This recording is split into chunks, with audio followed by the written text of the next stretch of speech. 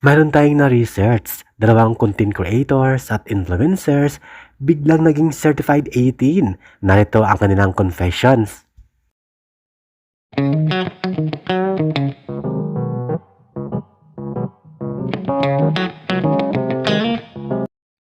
Hello 18! Welcome back to my channel. Thank you for clicking this video.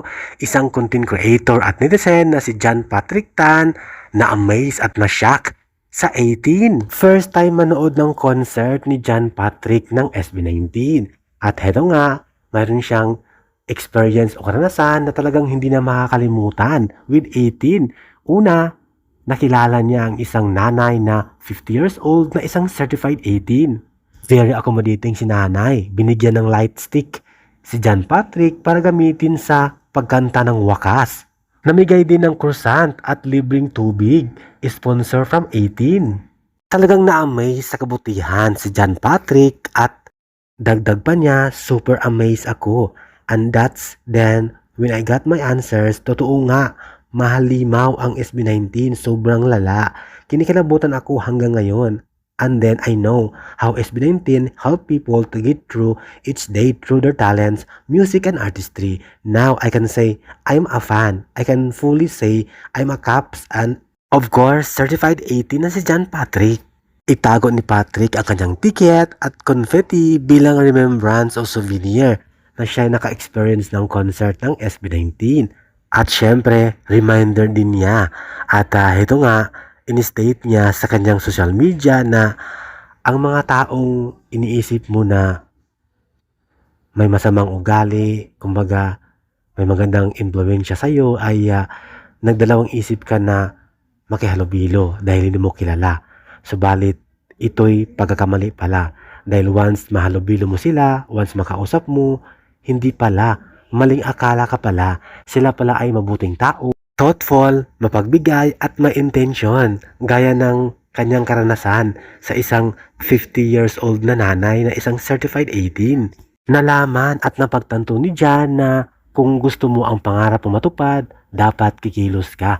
Ibigay mo ang puso mo at kaluluwa para ito'y matupad. Yan ang nakikita niya sa SB19 na sa ngayon ay matagumpay dahil nagsumikap para matupad ang pangarap at puro first time si John Patrick, subalit ang first time niya, very memorable at syempre unforgettable, hindi niya makakalimutan.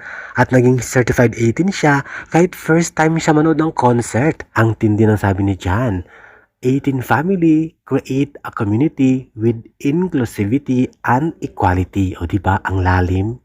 Grabe, talagang super amazed si John Patrick sa 18 at sa concert ng SB19. Dalawang tao ang nabigay ng kanyang souvenir. Isang batang babae at isang fanboy. 18 fandom, welcome John Patrick with so much love and care, surprises.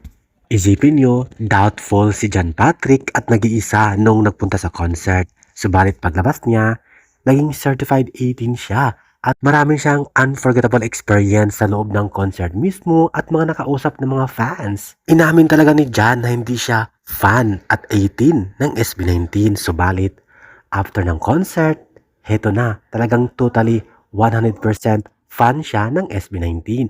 Basahin pa natin ang kanyang statement.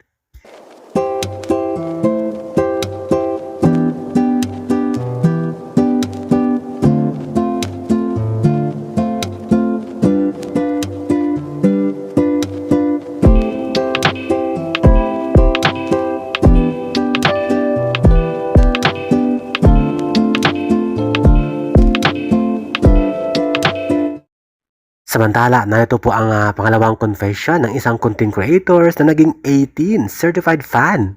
SMDC Festival Grounds. Pasa ko dyan. Kung gusto nyo, kayo na lang. Okay, let's be honest, 18. SB19 would never choose a venue that would waste our money sa pagkakakilala natin sa SB19. Hindi sila ganun. So, when SB19 announced that Wakas at Simula, the trilogy concert, will be held at SMDC Festival Grounds. So, marami ako nakikitang opinions, guys. Some were excited, some were unsure, some ask, bakit dyan? Bakit hindi na lang Philippine Arena? Huh? SMDC Festival Grounds? Pasa ko dyan. Kung gusto nyo, kayo na lang. Tsa! Pero sa nakikita ko, valid naman siya. That's okay. Pero, here's something important, guys. We need to remember na ang SB19 is not making these decisions alone anymore. Kasi behind them is 1Z Entertainment. Sila mismo, their own company. Meron na silang team, a group of people whose job is to protect the group, the SB19, and also to protect the fans. So 1Z is not careless. They don't rush big decisions. Hindi sila nagta-trial and error, guys. So when it comes to a concert of this size, especially for a trilogy finale, alam ko they study everything. Isa na dyan, venue layout, yung crowd flow, may mga safety plans, transport access, and nearby food and rest areas. So, hindi lang yan checklist, guys. That's respect for the fans, money, and time.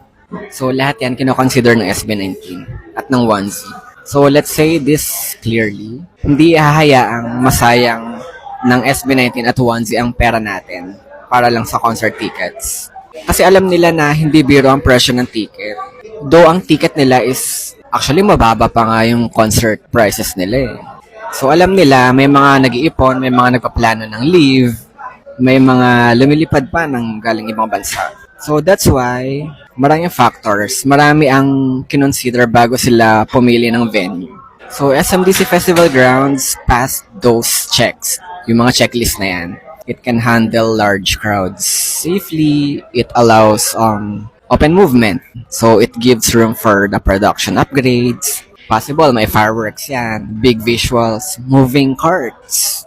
So meaning to say, kahit nasaang section ka, your whole concert experience is may enjoy mo. And accessibility is another big reason. Malaking factor yan. May public transport, and if you prefer, may mga ride-hailing apps. And malapit rin siya sa major roads. And also, palibot pa lang ng venue, kompleto na. May mga restaurants, fast food, cafes. Malapit rin siya sa mga major malls. So, we can eat before the concert. Syempre, we can rest after. And then, magkikita-kita kayo ng friends nyo for sure. So, this matters especially after a long emotional night. Parami na talaga ang mga fans ng SB19 naging certified 18, hindi lang mga banyaga, kundi mga Filipino sa buong Pilipinas. Thank you for watching, guys. See you in the next video and update. Please like and subscribe to my channel. Keep watching. God bless everyone, and always remember, be yourself and be a good one.